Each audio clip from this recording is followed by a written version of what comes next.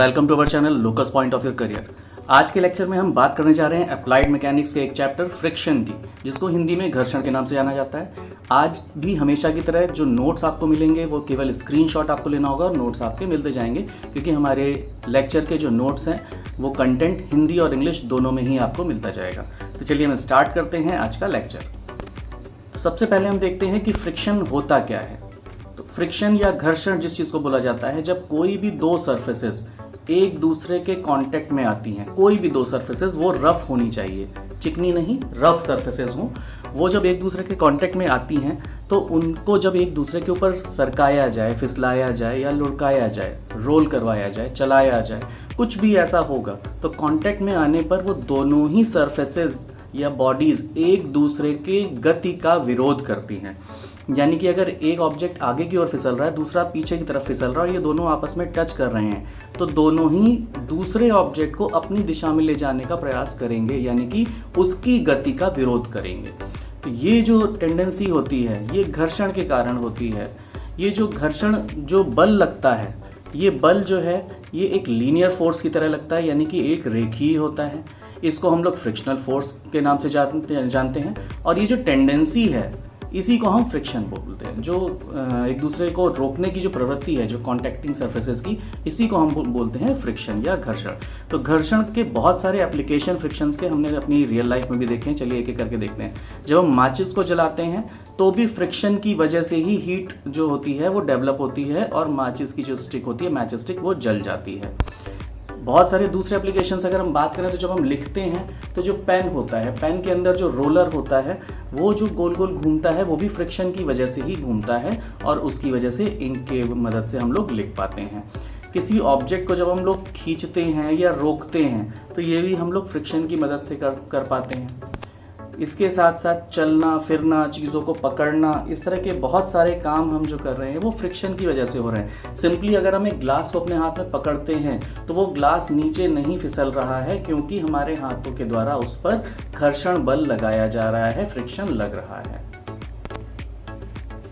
तो अब फ्रिक्शन के बारे में अगर हम बात करें तो शॉर्ट में हम क्या कह सकते हैं कि फ्रिक्शन जो है ये रिलेटिव मोशन का विरोध करता है। रिलेटिव मोशन जो हमने फिजिक्स में पढ़ा था, तो ये रिलेटिव मोशन का विरोध करता है, अपोज करता है।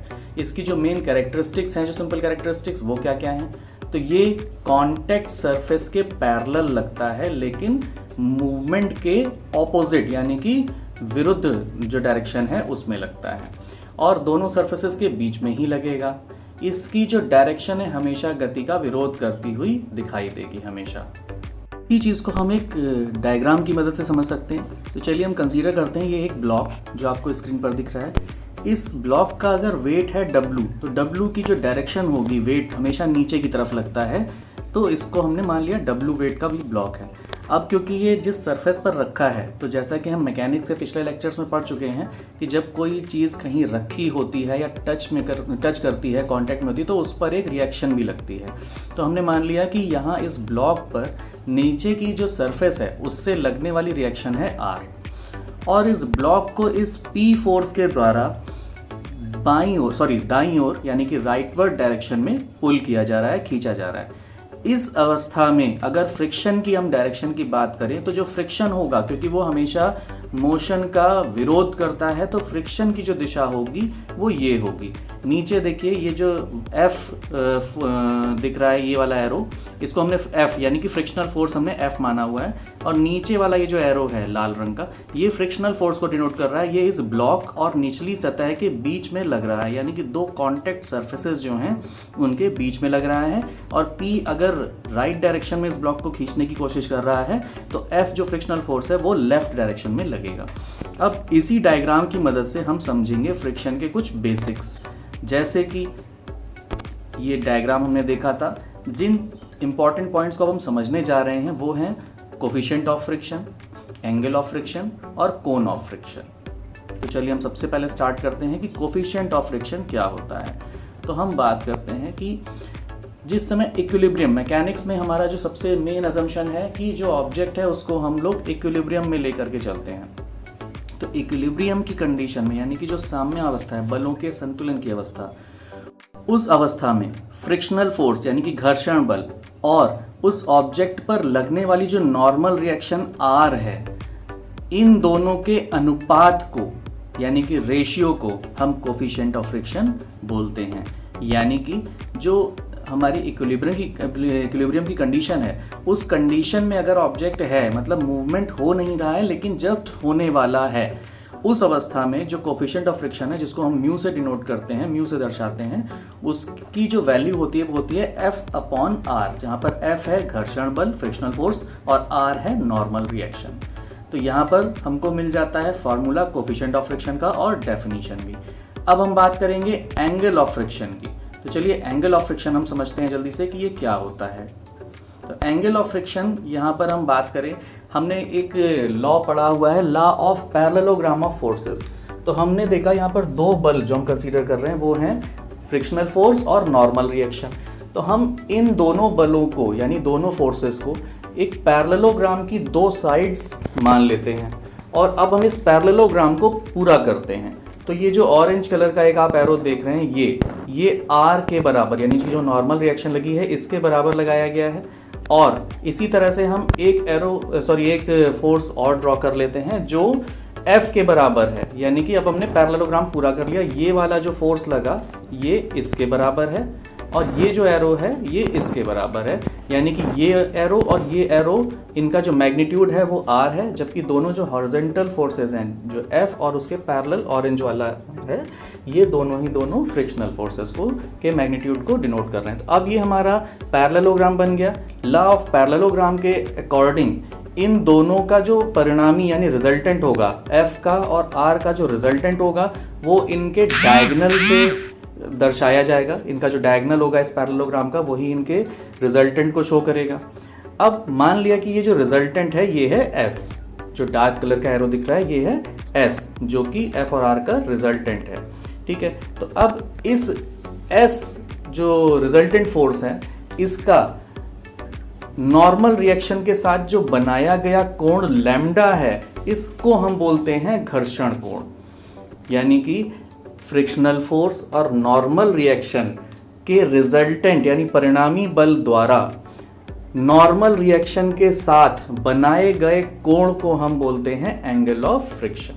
तो इसकी डेफिनेशन हम देख लेते हैं। It is defined as the angle made by the resultant of normal reaction and limiting frictional force with normal reaction. तो ये हमको मिल जाता है घर्षण कोण, जो आप नीचे इस डायग्राम में क्लियरली देख सकते हैं। तो होपफुली एंगल ऑफ फ्रिक्शन आपको समझ में आ गया होगा। अब नीचे वाले डायग्राम को अगर हम देखें तो एक राइट एंगल ट्रायंगल हमें बनता दिख रहा है जिसमें 3 साइड्स हैं, जिसमें एक साइड जो डार्क कलर की लाइन आपको एरो दिख रही है जो है S, दूसरी साइड है R और तीसरी साइड है फ्रिक्शनल फोर्स यानी कि म्यू R। ठीक है, तो ये एक राइट एंगल ट्रायंगल है। इस राइट एंगल ट्रायंगल में जो लैम्डा कोण दिख रहा है इसके अकॉर्डिंग अगर हम बात करें तो R will be the base of this right angle triangle, S जो है वो हाइपोटेन्यूज यानी कि कर्ण हो जाएगा, जबकि जो F वाली साइड है ऑरेंज वाली साइड, ये वाली साइड, तो ये जो साइड है ये हो जाएगी इसका परपेंडिकुलर यानी कि लंब। ओके, तो इस कंडीशन में अगर हम 10 लैम्डा का फॉर्मूला अप्लाई करते हैं तो 10 lambda will be equal to F upon R, क्योंकि 10 lambda means base perpendicular upon base. Okay, तो F अपॉन R हमको मिल जाता है यहाँ से। F is equal to mu R हम पहले देख चुके हैं, तो F is equal to mu R हमको मिल गया यहाँ से, और म्यू R अपॉन R ये कैंसिल हो जाएगा, तो हम इसको कंक्लूड कर सकते हैं कि 10 lambda is equal to mu और mu is equal to 10 lambda. Okay, तो ये हमको मिल जाता है एंगल ऑफ फ्रिक्शन। तो अगला हमारा टॉपिक है वो है कोन ऑफ फ्रिक्शन। तो कोन ऑफ फ्रिक्शन के लिए हम क्या करेंगे, जो हमने ये जो ऊपर की तरफ ये एक लाइन ड्रॉ करी थी जब हम लोग पैरेललोग्राम को कंप्लीट कर रहे थे, तो ये एक साइड हमने F के बराबर एक लाइन ड्रॉ करी थी, हम इसको पीछे की तरफ भी बढ़ा देते हैं यानी कि 2F बना लेते हैं। ओके, और इसको हम मान लेते हैं किसी कोन का बेस यानी कि कोन का जो है डायामीटर हम इसको मान लेते हैं। ओके, और यहाँ पर जो रिजल्टेंट फोर्स था F और R का उसको हम ड्रॉ कर लेते हैं वापस से। अब इस रिजल्टेंट S को अगर इसी O पॉइंट के अबाउट लैम्डा एंगल पर झुकाए हुए ही चारों तरफ अगर हम इसको घुमा देते हैं कुछ इस तरह से, तो देखिए ये एक हाइपोथेटिकल यानी कि काल्पनिक एक कोण को जनरेट कर देता है। ओके, ये देखिए ये एक कोण बनता दिख रहा है हमको। तो ये जो कोण है हाइपोथेटिकल कोण, इसी को हम लोग बोल देते हैं घर्षण शंकु या कोन ऑफ फ्रिक्शन। इसको अगर हम लोग डिफाइन करने की बात करें तो it is defined as the right circular cone with the vertex at the point of contact of the two surfaces O, axis in the direction of normal reaction and semi-vertical angle is equal to lambda। यानी कि इसका जो vertex यानी कि जो top होगा इस कोन का, शिखर जो होगा, शीर्ष जिसको हम बोलते हैं, वो O पर होगा जो कि दोनों सरफेसेस के पॉइंट ऑफ कांटेक्ट है, जबकि इसकी जो रेडियस है वो F यानी कि फ्रिक्शनल फोर्स के बराबर होगी। ओके, तो अब ये जो कोण बना इसी को हमने बोला कोन ऑफ फ्रिक्शन। नेक्स्ट जो हमारा टॉपिक आता है वो आता है एंगल ऑफ रिपोज, जिसको हम विश्राम कोण से भी जानते हैं। अभी तक हमने जितने भी केसेस कंसीडर किए वो सभी हॉरिजॉन्टल प्लेन पर सिंपली रखे हुए ब्लॉक थे, लेकिन फ्रिक्शन के केस में कभी कभी ऐसा भी होता है कि कोई ब्लॉक या कोई भी ऑब्जेक्ट है जो किसी इंक्लाइंड प्लेन पर रखा हुआ है। उस कंडीशन के लिए हम लोग बात करेंगे विश्राम कोण या एंगल ऑफ रिपोज की। तो हम सबसे पहले समझते हैं कि ये क्या कंडीशन है। तो यहाँ पर देखिए एक इंक्लाइंड सरफेस है, इस पर एक ब्लॉक रखा हुआ है जिसका वेट है W। ओके, इस पर लगने वाली जो नॉर्मल रिएक्शन है, इस ब्लॉक पर इंक्लाइंड प्लेन के द्वारा जो नॉर्मल रिएक्शन लग रही है, प्रतिक्रिया लग रही है, वो है R। जबकि दोनों सरफेसेस यानी कि ब्लॉक और इंक्लाइंड प्लेन, इन दोनों के बीच का जो कोफिशिएंट ऑफ फ्रिक्शन, घर्षण गुणांक है, वो है म्यू। अब जाहिर सी बात है कि इस कंडीशन में ये जो ब्लॉक है ये नीचे की तरफ सरकने की कोशिश करेगा, क्योंकि ये इंक्लाइंड प्लेन पे है। तो जब तक कोई अतिरिक्त फोर्स इस पर नहीं लगाया जाएगा, कोई एक्स्ट्रा फोर्स नहीं लगाया जाएगा, उस कंडीशन में इसकी जो टेंडेंसी होगी वो नीचे फिसलने की होगी। यानी कि अगर हम बात करें कि ये जो एंगल है जो इंक्लाइंड प्लेन का, ये है अल्फा, तो फ्रिक्शनल फोर्स जो लग रहा होगा ये ऊपर की तरफ लग रहा होगा। क्यों? क्योंकि टेंडेंसी ब्लॉक की नीचे मूव करने की, और हम जानते हैं फ्रिक्शनल फोर्स हमेशा गति का विरोध कर रहा है। तो इस ब्लॉक पर जो फ्रिक्शनल फोर्स लगा वो ऊपर की तरफ लगा। इस कंडीशन को देखते हुए हम कह सकते हैं कि the maximum angle of an inclined plane in degrees from the horizontal at which the object placed on it will remain stable in its original position, it is called the angle of repose। यानी कि किसी झुके हुए नत समतल का वो कोण, मैक्सिमम अधिकतम वो कोण जिस कोण तक उस पर रखा हुआ ऑब्जेक्ट नीचे फिसलता नहीं है, अपनी ही जगह पर स्थिर रहता है, उस कोण को हम विश्राम कोण के नाम से जानते हैं।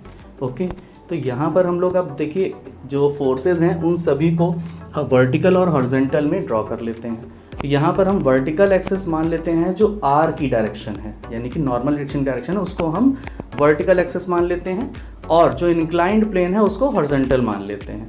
तो इस कंडीशन में अगर हम बात करें तो जो एंगल होगा W और वर्टिकल एक्सिस के बीच में वो भी हो जाएगा अल्फा, क्योंकि इंक्लाइंड प्लेन का जो एंगल है ये अल्फा है।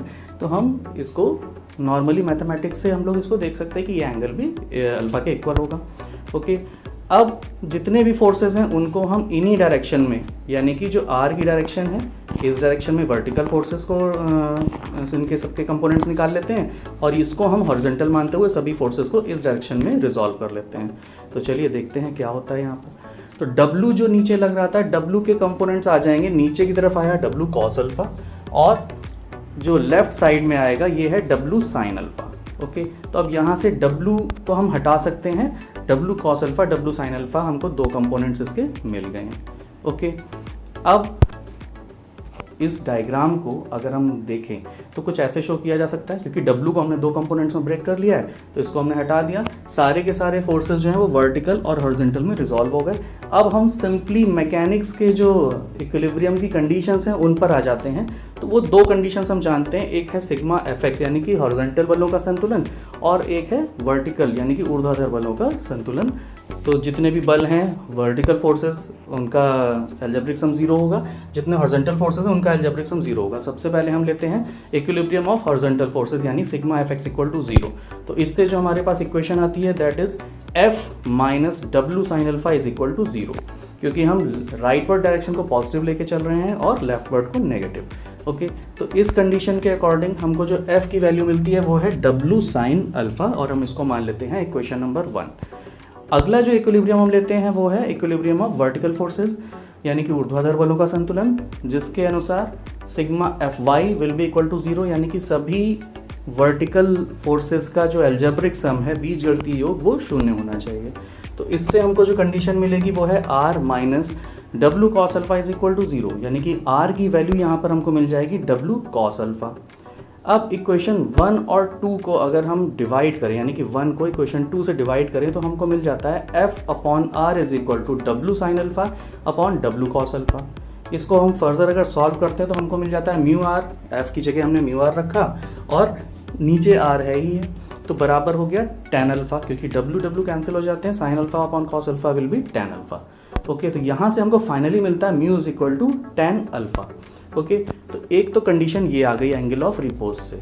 ओके, साथ ही साथ हम ये भी जानते हैं कि mu is equal to tan lambda, जो एंगल ऑफ फ्रिक्शन था, तो उसके अकॉर्डिंग हम लिख सकते हैं mu is equal to tan lambda and mu is also equal to tan alpha, so tan lambda is equal to tan alpha, और we can say alpha is equal to lambda. ये एक important condition है जो exam में बहुत पूछी जाती है, तो इसको आप नोट कर लीजिए।